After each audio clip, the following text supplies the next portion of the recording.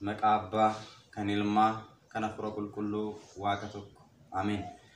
Kabajamtootaa fi jaalatamtoota maatiiwwan Waaqayyoo ijoolleen Tawaahidoo biyya keessas alas kan jirtan hordoftoonni chaayinaalii Dhangaa Lubbuu Miidiyaa kaafi lafa jirtanitti nageenya Waaqayyoo isiniif haa baay'atu. Akkam jirtu?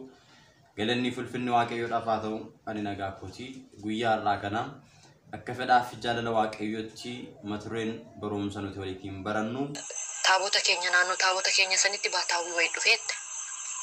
Baataawwii wayii sun dhufeeti hamartii birrii waan akkana birrii 10 akkas bitadhaayi.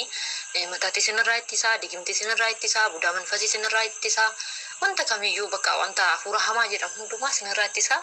Isa kana bitadhaatuuni mormarratti keewwadhaa deemaa nuun jedhee bitannee akka jirutti uummanni marti sunuyyuu bitannee akka jirutti achi deemnee. DBA'tis immoo inni baataawwiidha waan ta'eef beetikiristaanii keenya dabirii beetikiristaanii keenya sanitti seexannillee iyyee kaasee galtsatee ture. Seexana ijoollee baay'ee irraa kaasee ijoollee baay'ee irraa waan akkasii godhee kan wal dabaddabanis hin jiranaan jetteenna giraan aggaabbe. Maaliif tokkoffaa si jammar odoo seexanni haylii jechuun inni kan ittiin kaasosoo kan danda'amu ta'ee jechuudha. Maaliif wal dabaddabu silaa hidhamanii jiran already. Inni lammaffaan immoo ani bakka gaafii hannatti ta'e baay'ee jechuu barbaadan. Nuti hailiin keenya hailii fannoo gooftaa keenya Yesuus Kiristoosin ala tsoomii fi sigdatii keenya akkasumas immoo tsolotii keenyadha kan seexan ofirraa ittisnuu fi kan ittiin ofirraa kaasnuuf kan ofirraa hiinu kanaaf kana bichaadha kanan beeku waan jechuudha. Kan itti amannee mormaratti baannee deemnus hailiin keenya isa qofaadha jechuudha fannoo gooftaa keenya Yesuus Kiristoos. Akkas jennaan indee inni baataawwiidha akkanatti maamnaamna waan akkasiinaan jennaan ishii amma afaan uumaa tokko si deebisuu hin danda'u. Si deebisuus immoo beekumsa hin qabu waan ta'eef barsiisa gaafadhaan si deebisaan jedhanii jechuudha. Meesin kanarratti maallaa deebistan. Egaa akkuma dhageessanii naannoo beetikiristaana tokkotti baataawwiin tokko dhaqanii achitti cuuphaa akka adeemsisaa turan dabalatallee uummata akka barsiisaa turanii fi amartii birrii bitadhaa jedhanii uummanni hundumtuu akka bitatan kan taasisan ta'uusaa isaan keessaa immoo warri gariin amartiin birrii kun maalidha jedhanii akka shakkii keessa galanidha jechuudha kan as keessaa hubannu jechuudha. Yeroo baay'ee jechuudha abbootiin adda addaa baataawwiidhaan ofiin jedhanii maqaa baataawwii qabachuudhaan namoota hedduu dogoggorsiisuudhaaf kan deeman ni jiru. Namoonni waan baataawwii ta'eef qofa waan luba ta'eef yookiin daaqonii ta'eef barsiisaa ta'eef qofa osoo hin ta'in adeemsa isaa hundumaa eessaa akka inni dhufee fi adeemsa kamiin akka inni deemu addaan baafannee beekuun barbaachisaadha.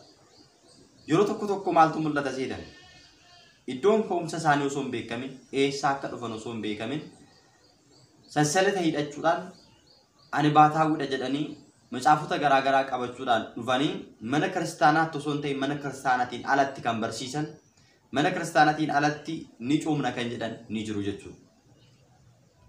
Dhuguma baataawwiitu yoo ta'an baataawwii jechuun Waaqayyoodhaaf kan of kenne Waaqayyoodhaaf jecha kan adda bahe addunyaa kana guutuu dhiisee Kiristoosiin duukaa kan bu'e jechuudha.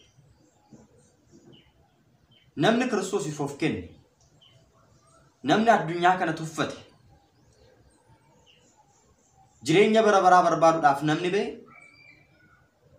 maaliif bataskaana baqata gaafii jedhuuf namni hundumtuu itti yaaduu danda'utu irra jira.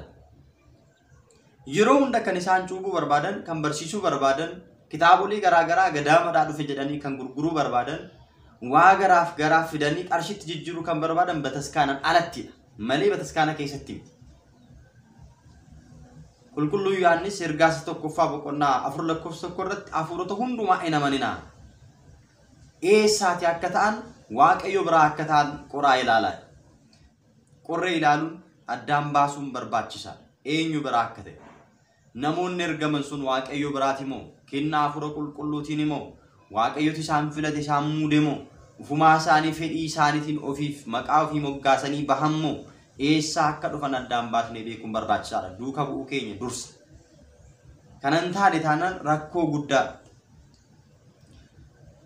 Kanaaf egaa mana kiristaanaatiin alatti akka isaan cuuban akka barsiisan maaltu isaan taasisa? Mana kiristaanarraa maaltu isaan daangeessa? Mana kiristaanaa keessatti seenan yoo barsiisan yeroo baay'ee argitanitti yoo ta'e as mana kiristaanaa keessatti abbootiin mana kiristaanaa otoo barsiisan otoo tajaajilan isaan immoo ala barriidhaan alatti namoota walitti qabanii faallaa kanaatiin yommuu hojii fayyinaa raawwanna jedhanii adeemsa fayyinaa raawwanna jedhanii ni cuumna ni barsiisna jedhanii jira jechuudha. Kun dogoggoraa guddaadha. Baataawotas ta'an immoo eenyummaan isaanii kan beekamu mana kiristaanaa keessa seenanii tajaajila kiristaanotaaf laachuudhaaf malan kan laatan ni jiru. Baataawonni sirriin hin jiru jechuu osoo hin ta'in fakkaatanii kan deeman ni jiru waan ta'eef warra akkasirraa of eeggachuun barbaachisaadha. Humna hafuura hamaa kan baasuu danda'u amantaa keenya. Hafuura hamaa mo'achuu akka dandeenyuuf gooftaan keenya Yesuus Kiristoos nutti dubbatee nutti himeetu jira. Wangeela Maatewos boqonnaa 17 lakkoofsa 21 irraa kaasnee gaafa dubbisnu hafuurota akka kanaa kana baasuun kan danda'amu kadhannaadhaa fi soomiidhaan malee hin danda'amu jedhee gooftaan keenya qorichi keenya Yesuus Kiristoos duuka bu'oota isaa barsiiseera. Duuka bu'oota isaatti iccitii kana himeera. Nutis jiruuf jireenya keenya keessaa hafuura xuraa'aa baasuudhaaf, hafuura hamaa baasuudhaaf fayyadamuu kan qabnu inni guddaan kadhannaa fi soomii Waaqayyotti amanuu humna Waaqayyootiin jiraachuudhaan. Mana kiristaanaa keenya keessatti karaa adda addaatiin galii adda addaa walitti sassaabachuudhaaf jecha namoonni adeemsa mataa isaaniitiin karoorsanii kan deeman ni jiru. Kan dhugaadhaan deeman, Waaqayyoon tajaajiluu kan deeman, sabni kun hidhaa cubbuurraa akka hiikamu kan barbaadan, Waaqayyo biraatii kan ergaman addaan baasanii duukaa bu'uu qabu. Irraatii kana fi garuu faayidaa foon isaanii guuttachuuf fakkeessuudhaaf diinni irra bulee maqaa Waaqayyootiin namoonni amananii Waaqayyo irraa akka fagaatan karaa jireenyaa sana akka gallakkisanii deeman kan taasisanii jiru. Amartiin hafuura hamaa baasuu wajjin waan wal qabatu hin qabu. Wanti walitti isa fidu hin jiru. Macaafa kam keessattidha? Amartii bitadhaa hafuura hamaa isinirraa dhorkuu danda'a. Hafuurota agaanintii isinirraa dhorkuu danda'a jedhamee barsiisni akkanaa eessaa dhufe kun barumsa keessummaa. Kanaan dura kan hin baramne abbootiin keenya darban kaleessa barsiisanii kan nutti agarsiisanii hin darbine barumsa haaraadha waan ta'eef waan akkasirraa of eeggachuun barbaachisaadha. Iddoo tokko tokkotti maaltu mudata seetan? Magaalota gurguddoo yoo deemtan sagalee guddistuu fuuldura kaa'anii siiliiwwan garaa garaa fi akkasuma amartiiwwan garaa garaa kaa'anii bitadhaa jedhanii kan nutti lallabanni jiru. Daa'imman keessan hafuura hamaadhaan akka hin qabamne isinii irraa isiniif dhoowwaa.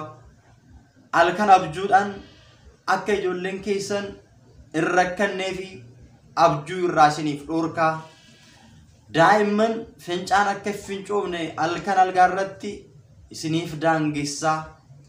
Kuni abbootiidhaan gadaama keessatti kan eebbifamedha.